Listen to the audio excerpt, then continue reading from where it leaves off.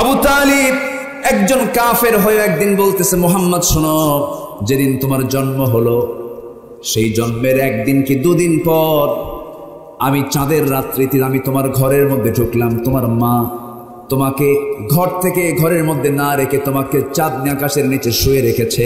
তুমি একা শুয়ে আছো, কেউ নাই তোমার ডানে বামে, নবজাতক তুমি।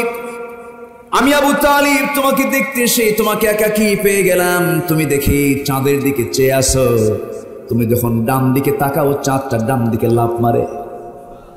একটু আস্তে কান সুবহানাল্লাহ। তুমি যখন বাম দিকে তাকাও চাঁদটা বাম দিকে লাফ মারে, নড়ে যায়। ডানে তাকাচ্ছ চাঁদ ডানে চলে আসি, আবার বামে তাকাচ্ছ চাঁদটা বামে চলে যাচ্ছে। আবার হাতটা দিয়ে যখন নিচের দিকে টান মারো তখন চাঁদটা নিচের দিকে আসতে থাকে। মুহাম্মদ, আমি কি ভুল দেখেছিলাম না সঠিক দেখেছিলাম? মুহাম্মদ বলো তো। আমার নবীজি মুস্কি মুস্কি হাসি মেরে বলছেন, চাচা আপনি যা দেখেছেন সম্পূর্ণ সত্যি দেখেছেন, কারণ আমার আব্বা তো আমার জন্মের 6 মাস পূর্বে দুনিয়া থেকে বিদায় নিয়েছেন। আমার মার মনটা খারাপ, আমার মার মনে একটু প্রশান্তি দেওয়ার জন্য আল্লাহ রাব্বুল আলামিন আমাকে চাঁদটা আমার জন্য খেলনা বানায় দিয়েছিলেন। জোরে বলি সুবহানাল্লাহ। আমার নবীজি নবুয়ত পর চাঁদ দ্বিখণ্ডন কি হয় নাই? ইনশাক্কাল কামার, আকাশের চাঁদ তিনি দ্বিখণ্ডন করেছিলেন। কাফের মুশরিকরা প্রশ্ন করেছিল, তুমি যদি ইন কুনতা নাবিয়ান হাক্কা, তুমি যদি সত্যিকারের নবী হও, আকাশের চাঁদ তুমি দ্বিখণ্ডন করে ফেলো। আমার নবীজি আল্লাহ তাআলার অর্ডারে শুধু নখটা উঁচু করেছিলেন। আমার নবীজির নখের পাওয়ার কে দিয়েছেন? এটা কি নখের পাওয়ার মূলত না আল্লাহর পাওয়ার? শুধু আমার নবীজি নখটা উঁচু করেছিলেন, ইনশাক্কাল কামার চাঁদটা দুভাগ হয়ে গেছে। সহিহ বুখারীর হাদিস। চাঁদ যখন দ্বিখণ্ডন হয়ে গেল চাঁদ কাঁপে। আমার নবীজি বলছেন, চাঁদ কাঁপিস কেন? চাঁদ থরথর করে কাঁপে। চাঁদের এই কাঁপুনি দৃশ্য দেখে রাসূল বললেন, চাঁদ তুই কাঁপিস না, আবার একাকার হয়ে যা। যখন হাতটা দিয়ে যখন নখটা দিয়ে যখন আবার ইশারা করলেন, চাঁদটা আবার একাকার হয়ে গেল। এগুলো মুআজিজা। এগুলো কি বলেন? এগুলো কি মুআজিজা। নবীদেরকে মুআজিজা কে দিয়েছেন? আমার নবীর জিন্দেগিতে অসংখ্য মুআজিজা প্রকাশ পেয়েছে, তার মধ্যে 1 নম্বর মুআজিজা কি বলেন? আসতে বলবেন, 1 নম্বর মুআজিজা কি? সকল নবীর মুআজিজা তাদের মৃত্যুর মধ্য দিয়ে শেষ হয়ে গেছে। মুসার লাঠি আর আজ পৃথিবীতে নাই, তার কার্যকারিতা নাই।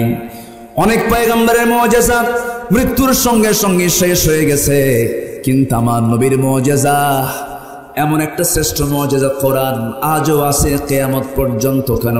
আল্লাহ রাব্বুল আলামিন গোটা দুনিয়াতে সব শেষ হয়ে যাবে, কোরআনটা ঠিক থেকে যাবে। জোরে বলি সুবহানাল্লাহ। সব ধ্বংস হবে, কোরআন কি ধ্বংস হবে? এই কোরআন নিয়ে যারা নাটক করে এদের সঙ্গে আমাদের কোনো আপোষ নেই, ঠিক কিনা?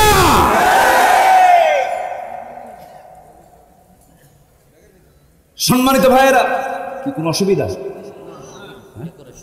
ও আচ্ছা, আলোচনা চালাবো তো, কোনো অসুবিধা নাই তো? বলি আলহামদুলিল্লাহ। কোরআন নিয়ে যদি কোনো কেউ অসম্মানজনক অবমাননাকর কোন সিচুয়েশন যদি কেউ তৈরি করার অপপ্রয়াস চালায়, এক্ষেত্রে ঈমানের দাবি হলো চূড়ান্ত শক্তি করে তার মোকাবেলা করা।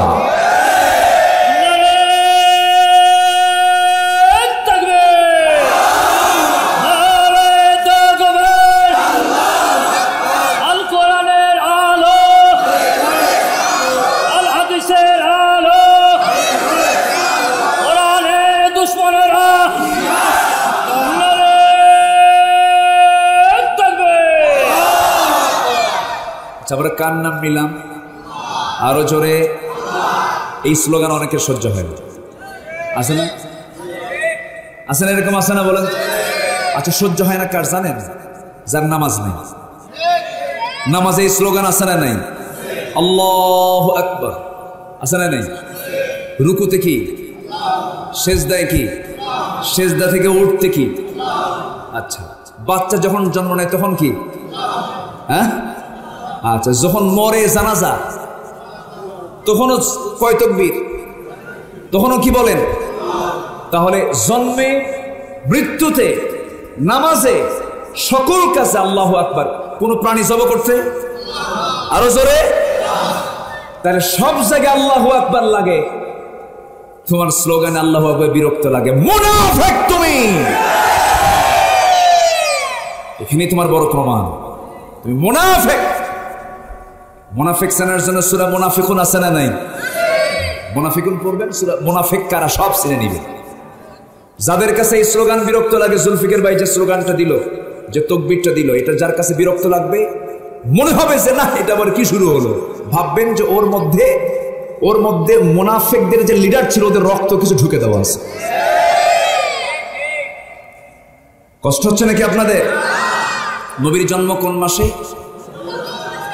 এলোকে কবর ধারে আধার চিরে চিনিস না কি রে, ওকে ও মা আমেনার কোল জোড়ে চাঁদ জানিস না কি রে।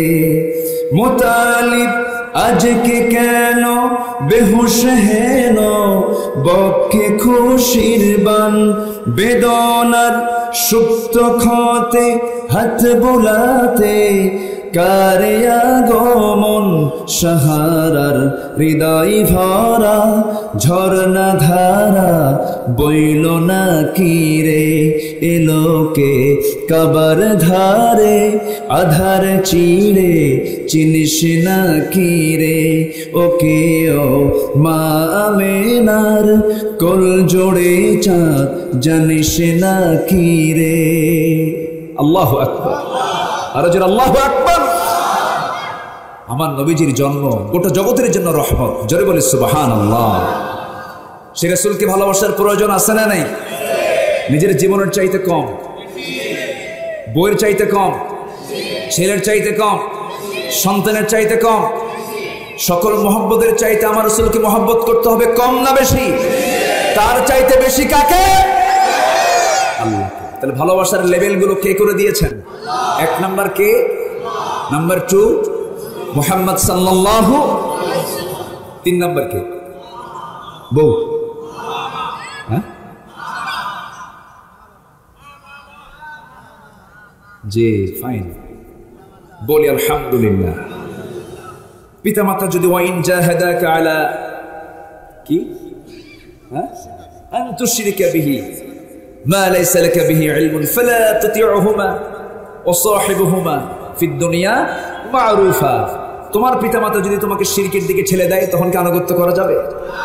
তাহলে এখানে সেই অপশনটাও আসবে না। নাম্বার 3 অপশন হলো দ্বীনি ভালোবাসা।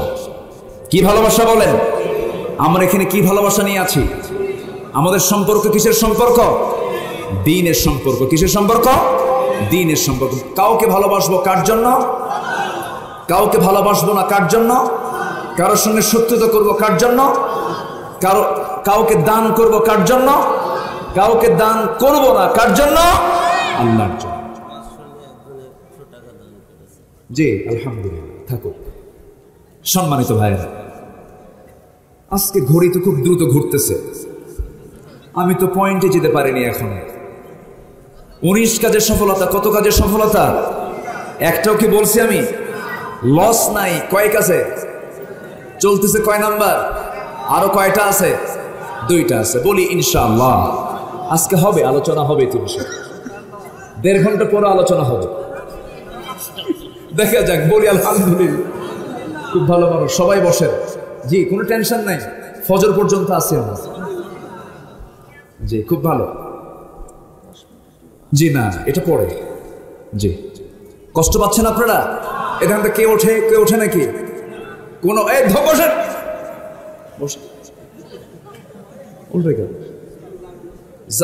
মানে ওঠার কোনো সুযোগ নেই। জি জি, বলি ইনশাআল্লাহ। তাহলে আমরা সফল হতে হলে কয়টা কাজ করব? 19টা কাজ। কয়টা কাজ? 19টা কাজ। 1 নম্বর হলো আমরা আত্মশুদ্ধি লাভ করব। আমাদের নফসের মধ্যে ভেজাল আছে না নাই?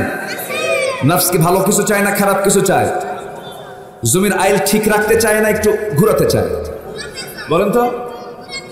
মনে হয় একটু বেশি করে নেই, নেওয়ার সময় বেশি নেই, দেওয়ার সময় কম দেই, এই নফসের মধ্যে ভেজালি আছে না নাই?